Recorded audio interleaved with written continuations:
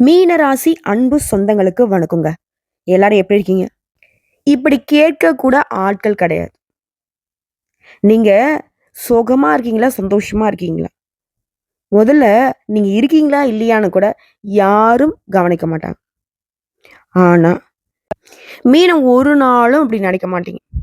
பகையாளியா இருந்தா கூட நல்லா இருக்கட்டும்னு சொல்லி ஒதுங்கி போகக்கூடியவங்க தான் மீனம். சூழ்நிலை எதுவாக இருந்தாலும் சரிங்க. அதுல மாட்டாம மீண்டெழும் தன்மை கொண்டவங்க தான் இந்த மீனம். மாட்டாம அப்படின்னா, அப்படியே தப்பிச்சுக்கிட்டு எல்லாரையும் ஏமாத்திக்கிட்டு இப்படி கிடையாது. மத்தவங்களால சூழ்ச்சிக்கு ஆளாகி, சூழ்நிலை கைதியாக வாழ்க்கையே இழந்து அவ்வளோதான்டா முடிஞ்சுடான்னு மத்தவங்க நெனச்சா கூட, நான் அப்படி இல்ல. நான் எந்த தப்பும் பண்ணல. அதனால கண்டிப்பா நான் எந்திச்சு வந்துருவேங்கன்ற மன உறுதியோட திரும்ப திரும்ப எவ்வளோ அடிகள் பட்டாலும் வாழ்க்கையில முன்னேற ஒரு அடி, ஒரு அடி, ஒரு அடின்னு சொல்லிட்டு இப்படி அடி அடியாவது முன்னேற முயற்சி பண்ணக்கூடியவங்க தான் மீனம். அதே மாரி எல்லாருக்குமே எல்லா சமயங்கள்லுமே உதவிகரமாக திகழ வேண்டும் என்ற எண்ணம் படைத்தவங்களும் இவங்க தான். தனக்கு தான்பா யாரும் வந்து உதவி பண்ணல. ஆனா நானாவது மத்தவங்களுக்கு உதவி பண்ணணும். அவங்கள மாரி நான் இருந்துறக்கூடாது. ஒண்ணும் இல்ல சிம்பிளா சொன்னா, இவங்களுக்கு ஒரு பெரும் கஷ்டம் இருந்திருக்கும். இவங்க தவிர்க்க முடியாத சூழ்நிலையில போய் ஒருத்தர்கிட்ட உதவி கேட்டிருப்பாங்க. அவங்களால செய்ய முடிஞ்ச உதவியா தான் இருந்திருக்கும். ஆனா அவங்க செய்ய மாட்டேன்னு மறுத்து இருந்தாலும். அப்பேற்பட்ட ஆட்கள் கஷ்டத்துல இருக்கக்கூடிய நேரத்துல கூட, இந்த மீன ராசிக்காரங்க அவன் உதவியே கேட்கலனா கூட ஓடி போய், "ஏன்பா என்னப்பா ஆச்சு? ஏன்பா இந்த கஷ்டம்? இருப்பா கொஞ்சம் பார்த்து பண்ணிக்கலாம்." அப்படிங்கிற மாதிரி அவனுக்கு ஆறுதல் சொல்லி தன்னால முடிஞ்ச உதவிய செஞ்சுட்டு வருவாங்க. பூமி போல பொறுமையும், சகிப்புத்தன்மையும் உடையவங்க தான் அந்த மீனம். காரண காரியம் இல்லாம எந்த ஒரு விஷயத்தையுமே செய்ய மாட்டாங்க. மத்தவங்களுக்கு கொடுத்து கொடுத்து சிவந்த கைகளுக்கு சொந்தக்காரங்க. பிறர் உழைப்புல ஒரு நிமிடம் கூட வாழ மாட்டாங்க. அதே மாரி எங்க போனாலும் சரி, எந்த விஷயமா இருந்தாலும் சரி, அதுல வந்து புதுமையை புகுத்தக்கூடிய மனசாட்சிக்கு மாறாக நடக்காத உத்தமர்கள் தான் இந்த மீனராசிக்காரங்க. அதே மாரி மத்தவங்களுடைய தேவைகளை அறிந்து உதவும் குணம் கொண்டவங்க. எல்லையில்லா அன்புக்கு சொந்தக்காரங்க. ச்சே! எந்த மாதிரி மனுஷங்க பாரு அந்த மீன ராசிக்காரங்க. இப்போ மீன் என்ன பண்ணுது? செத்தும் மத்தவங்களுக்கு உணவா இருந்துட்டு போகுது. அந்த மாரி தான் வாழ்க்கை அழிஞ்சாலும் மத்தவங்களுக்கு உதவிகரமா இருக்கட்டும்னு நெனச்சா, பகையாளி கூட தன்னுடைய பங்கையும் சேர்த்து குடுக்கணும்னு நெனைக்கிறது தான் மீனம். இப்படிப்பட்ட குணம் கொண்ட அற்புதமான உள்ளம் படைத்த தேவர்களுக்கு நிகரான எண்ணங்களை கொண்ட இந்த மீன ராசிக்கு தலைப்பு பார்த்திருப்பீங்க. 38 ஆண்டுகளுக்கு பிறகு பாம்பு ரூபத்துல வரும். கும்ப ராசிக்காரங்களே, திடீர் திருப்பங்கள் ஏற்பட போகுது. தயாராக இருங்க. இன்னும் 48 நாட்கள்ல இதெல்லாம் நடந்தே தீரும். திடீர் திருப்பமா? மீன ராசி இப்ப சொல்லுவாங்க. அம்மா சத்தியமா எனக்கு தெம்பு இல்ல. ஏதோ தப்பா நடக்க போறதா இருந்தாக்கா தயவு செஞ்சு சொல்லாத. நான் இப்படியே ஓடி போயிடுறேன் அப்படின்னு சொல்லுவீங்க இல்லையா? மீனராசியை பொறுத்தவரைக்கும் சின்னதா ஒரு கஷ்டத்த கூட தாங்க முடியாதவங்க தான் இவங்க. அதாவது தன்னுடைய கஷ்டம் இல்லைங்க. தனக்கு எவ்வளோ பெரிய கஷ்டம் வந்தாலும் தாங்கிப்பாங்க. தான் முன்னாடி இருக்கிற யாராக இருந்தாலும் சரி, தெரியாதவங்க யாராவது கஷ்டப்பட்டா கூட அத பார்த்து அத ஒதுங்கி போகக்கூடிய சக்தி இல்லாதவங்க தான். வலுவிழந்தவங்க தான். மனசுக்கு உறுதி இல்லாதவங்க தான் இந்த மீனராசிக்காரங்க. இதனால தங்கிட்டு இருக்கிறது எல்லாத்தையும் குடுத்துட்டு போயிட்டே இருந்துருவாங்க. குடுத்தத வெளிய சொல்ல மாட்டாங்க. வலது கை குடுக்குறது, இடது கை தெரியக்கூடாதுன்னுவாங்களே அந்த மாரி தான். மீனராசிக்காரர் செய்த உதவிகள யாராலயுமே தெரிஞ்சுக்க முடியாத அளவுக்கு தான். இவங்ககிட்ட உதவி வாங்குனவங்க வெளியில சொன்னா தான் உண்டு. ஆனா நான் அவங்களுக்கு செஞ்சிருக்கேன், இவங்களுக்கு செஞ்சிருக்கேன்ட்டு ஒரு நாளும் சொல்ல மாட்டாங்க. இதுதாங்க மீனம். புரியுதுங்களா? உங்கள பொறுத்தவரைக்குங்க, உங்க மனசு வருத்தப்பட மாரி இந்த வீடியோ பதிவு கட்டாயம் இருக்காது. காரணம் கேட்டீங்கன்னா, இந்த ராகு பகவான், கேது பகவான் இதோட பெயர்ச்சிங்கிறது உங்களுக்கு சாதகமா தான் இருக்கு.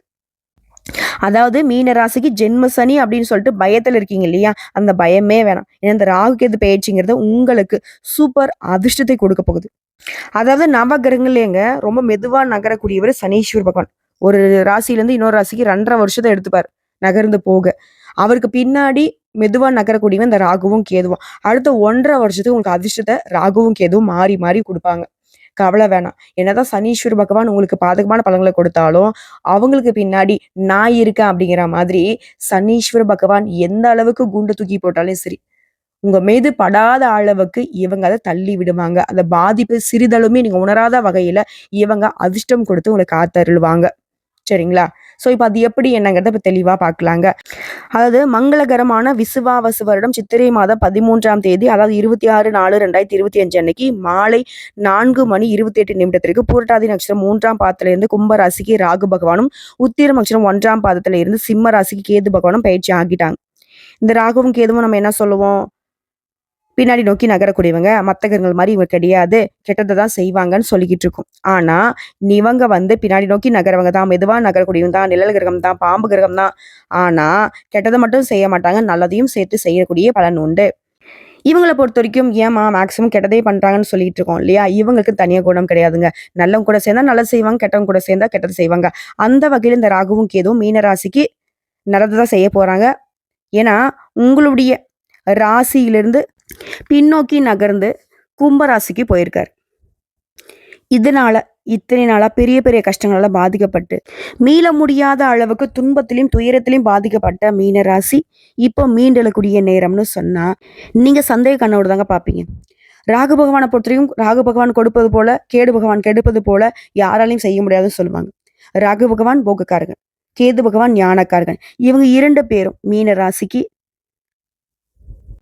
மிகவும் விசேஷமான நட்பலங்களையும் கொடுக்க போறாங்க. சொல்லப்போனாக்கா அதிர்ஷ்டம், மிகப்பெரிய சந்தோஷம் கிடைக்க போகுது. மீனராசிக்கு 12ஆம் பாவத்துல இந்த சனி பகவான் நிறைய பிரச்சனைகளை கொடுத்திருப்பார். சனியால மட்டும்தான் பிரச்சனையான்னு பார்த்தா ராசியில இருந்து ராகுவும் அதை கெடுத்துக்கிட்டே இருந்தார், பெரிய பெரிய பாதிப்புல கொடுத்துக்கிட்டே இருந்தார்.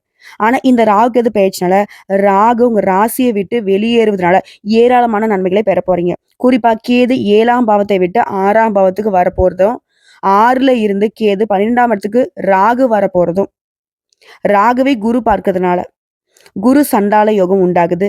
இனி பல பிரச்சனைகளுக்கு உங்களுக்கு தீர்வு கிடைக்க போகுது. முதல்ல ராகு பகவானை பொறுத்த வரைக்கும் குருவின் நட்சத்திரத்துல சஞ்சாரம் செய்யும் போது குரு அப்படிங்கிறவரு ஜீவனத்துக்கும் அதிபதியா வரார். தொழில் மூலம் மேன்மையை பெற போறீங்க. அமோகமான பணவரவை பெறக்கூடிய காலகட்டமா இருக்க போகுது. வருமானம் அதிகரிக்க போகுது. குறிப்பா பணவரவுங்கிறது அதிகமா கிடைக்குங்க.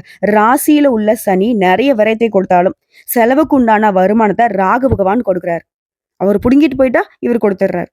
ராகு பகவானை பொறுத்த வரைக்கும் செவ்வாய் நட்சத்திரத்துல சஞ்சாரம் செய்யும் போது தனம், குடும்பம், வாக்கு, பாக்கியம் இந்த ஸ்தானங்கள் வலுப்பெறுது. சமுதாயத்திலும் சரி வீட்லயும் சரி கொடுத்த வாக்கு காப்பாத்துவீங்க. பணவரவு அதிகரிக்கும். இடம் பூமி விஷயங்கள்ல அபிவிருத்தியை பெற போறீங்க. உடன்பிறப்புகள் கிட்ட சண்டையா இருக்கட்டும், இல்ல பங்காளி சண்டையா இருக்கட்டும், எல்லாமே மாறப்போகுது. பாசம் வைக்க நேசம் வைக்க உடன்பிறப்பு உண்டுன்னு சொல்லிட்டு நீங்க பாட்டையே பாடலாம். அந்த அளவுக்கு பாசம் மழையே கூட பிறந்தவங்களும் சரி, அந்த மாதிரி வகையில இருக்கணும் சரி இருப்பாங்க. அதே மாதிரி தந்தை உடனான உறவுமே சுமூகமா இருக்க போகுது. ஒட்டு மொத்தமா சொல்லணும்னா இனி உங்களுக்கு எல்லாமே அனுகூலமான பலன்களை கொடுக்க போகுது. அதே மாதிரி திருமண சிக்கல்கள் நீங்க போகுது. ரொம்ப நாளா வரன் பார்த்துட்டு இருக்கோம், எல்லாமே தள்ளி தள்ளி போகுது, தடையாகுது. ஆண்களும் சரி பெண்களும் சரி.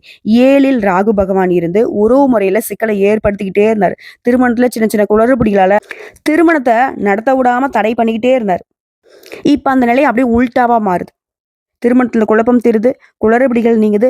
நிறைய பேர் பார்த்தோம்னா வேற மொழி பேசுறவங்க, வேற இனத்தை சேர்ந்தவங்க, ஏன் வெளிநாட்டுக்கு போயிட்டு அந்த ஊருக்காரரை கூட திருமணம் செய்யறதுக்கான வாய்ப்பு இருக்கு. ஆண்களுக்கும் சரி பெண்களுக்கும் சரி அந்த நாட்டினுடைய குடியுரிமையும் கிடைக்கும். சிக்கல்கள் எல்லாமே விலகுது. உறவு முறைகள்ல இருக்கக்கூடிய சிக்கல்களுமே தீருதுங்க. திருமணத்துக்காக காத்துட்டவங்களுக்கு ஒரு தெளிவு ஏற்படும். நீங்க விரும்பிய வாழ்க்கை துணையை அமைவாங்க. அதே மாதிரி கடன் தீருதுங்க. மருத்துவ சிகிச்சைகள் கை கொடுக்கும். அதே மாதிரி கடன் பிரச்சனைங்கிறது திரும்ப திரும்ப திரும்ப கடன் வாங்கி தான் சூழ்நிலை சமாளிக்க மாதிரி இருந்த உங்களுக்கு அதுல இருந்து பரிபூர்ணமா விடுதலை அடைய போறீங்க.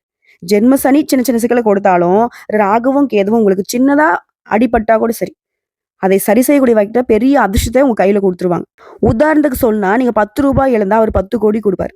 சனீஸ்வர் பகவான் உங்களை 10 ரூபாய் நஷ்டமடைய செய்தாருன்னா ராகுவும் கேதுவும் உங்களுக்கு 10 கோடி கொடுக்கறதுக்கு கூட முன் வருவாங்க. இனி மீனத்திற்கு ஒரு குறையும் இருக்காதுங்க. நிம்மதி பெருமூச்சு விடக்கூடிய காலகட்டமா இருக்க போகுது.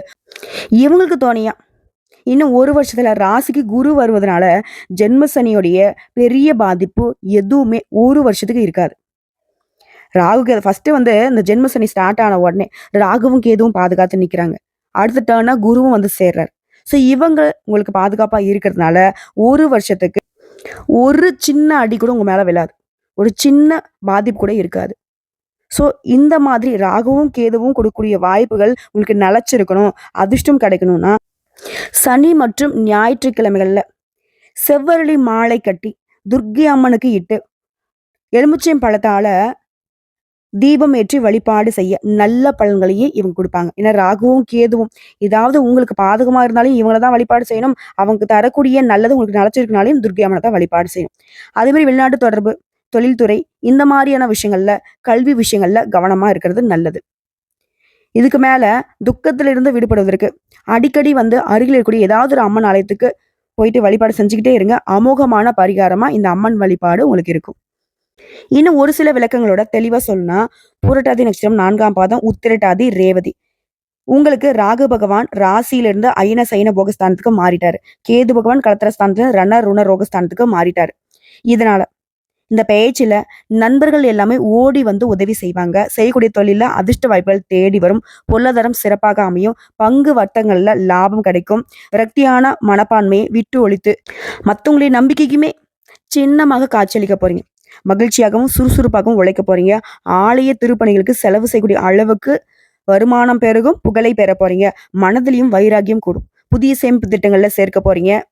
வெளியூர் வெளிநாட்டுல இருந்து நல்ல தகவல்கள் உங்களை சேரும். இல்லத்துல திருமணம் போன்ற சுப நிகழ்ச்சிகள் அடுத்தடுத்து நடக்கும். சுயநலம் இல்லாம எல்லாருக்கும் உதவி செய்ய போறீங்க. மனதிற்கு இனிய சமூக விழாக்கள்ல கலந்து கொள்ள போறீங்க. மத்தவங்க உங்களை பாராட்டக்கூடிய வகையில நடந்துக்க போறீங்க. பயணங்கள் செய்து அதன் மூலமே நன்மைகளை பெற போறீங்க. எதிர்மறையான எண்ணங்கள் மறைந்து நேர்மறையாக சிந்திக்க தொடங்குவீங்க. புதுசா வீடு கட்டி குடியேறக்கூடிய பாக்கியம் இருக்கு. வீடு கட்டி பாதியில நின்னவங்க கூட அது முடிச்சு கிரகப்பிரவேசம் செய்யறதுக்கான வாய்ப்புகள் இருக்கு. அதே மாதிரி உத்தியோக பணிகள் இருக்கிறவங்களுக்கு உயர் அதிகாரிகிட்ட நல்ல மதிப்பு பெற போறீங்க. சக பணியாளர்கள் உங்களுக்கு ஒத்துழைப்பா இருப்பாங்க. எதிர்பாராத வருமானம் கிடைக்கும். மனசுக்கு மகிழ்ச்சியை ஏற்படுத்தும். வேலை நிமித்தமா வெளியூர்ல இருந்து தங்கி வேலை பார்த்தவங்க இப்போ குடும்பத்தோட சேருவதற்கான வாய்ப்பு கிடைச்சிருக்கு. புத்திர பேரு எதிர்பார்த்தவங்களுக்கு புத்திர பேரு கிடைக்கும். வண்டி வாகனம் வாங்கக்கூடிய யோகம் இருக்கு. அதே போல உங்களுடைய குடும்பத்திலுமே நிறைய சுப நிகழ்ச்சிகளை நடத்த போறீங்க. அது போலவே நீங்களும் நிறைய சுப நிகழ்ச்சிகளுக்கு முன்ன நின்று நடத்தி வைக்க போறீங்க. பணப்புழக்கம் உங்க தேவைக்கு அதிகமாகவே இருக்கும். உங்களுடைய செல்வாக்கு உயரும். இருந்தாலும் மீனராசியை பொறுத்த வரைக்கும் உங்களுடைய வேலையில ரொம்ப அக்கறையாகவும் கவனமாகவும் ஈடுபடணும். இது வியாபாரிகளை பொறுத்த வரைக்கும் வியாபாரத்துல சிறப்பான முன்னேற்றம் காணப்படுங்க. அதே மாதிரி உங்களுக்கு வியாபாரத்துல போட்டியாளர்கள் இருக்காங்க இல்லையா, அவங்களாம் உங்களுடைய வாடிக்கையாளர்களை தங்களுடைய வசம் ஈர்க்க முயற்சி பண்ணுவாங்க. ஆனா அது முடியாது. அதே போல நீங்களும் வாடிக்கையாளர்களை திருப்திப்படுத்துவதில் கவனம் செலுத்தணும். அளவுக்கு அதிகமான கொள்முதல் செய்யறப்போ கவனமா இருக்கணும். கடன் தொகையை நிலுவையில விடுவது சிரமத்தை ஏற்படுத்தும். இதனால அப்பப்ப பணத்தை அப்பவே செட்டில் பண்ணிடுங்க. நீங்க அப்பப்போ வாங்கக்கூடிய பணத்தையுமே அப்பப்போ வாங்கிக்கோங்க. எங்கும் கவனம், எதிலும் கவனம். வியாபாரிகளை பொறுத்த வரைக்கும் கவனக்குறைவு இருந்துச்சுன்னா பாதிப்பு வரதுக்கு வாய்ப்பு இருக்கு. அதே மாதிரி வியாபாரிகளுக்கு அடுத்தபடியா கலைத்துறையில இருக்கிறவங்களுக்கு புதிய வாய்ப்புகள் கிடைக்கும். பொருளாதார நிலையில முன்னேற்றம் காணப்படும். மேலும் உங்களுடைய வாழ்க்கை அப்படிங்கிறது நல்ல வசதி வாய்ப்புகள் பெருகக்கூடிய நேரமா இருக்கு. வண்டி வாகன வசதிகள் அமையக்கூடும். விருதுகளும் பாராட்டுகளும் கிடைக்க பெறுவீங்க. கிடைத்த வாய்ப்பு மட்டும் கரெக்டா பயன்படுத்திக்கிறது ரொம்ப அவசியங்க. நேரத்துக்கு வேலையை முடிச்சு வச்சுக்கோங்க. இதனால நல்ல பெயர் கிடைக்கும். அப்படி காலதாமதப்படுத்துறோம், இன்னைக்கு செஞ்சுக்கலாம் நாளைக்கு செஞ்சுக்கலாம்னு ஒரு வேலையை தள்ளி போடுறோம்னாக்க அது நமக்கு பலன் கொடுக்காது. அதே மாதிரி சக கலைஞர்கிட்ட பகைமை ஏற்படுறதுக்கு வாய்ப்பு இருக்கிறதுனால நீங்க பார்த்து சூதானமா இருந்துக்கோங்க. முடிஞ்ச அளவுக்கு அந்த பகைமை ஏற்படாம தவிர்த்துக்கோங்க.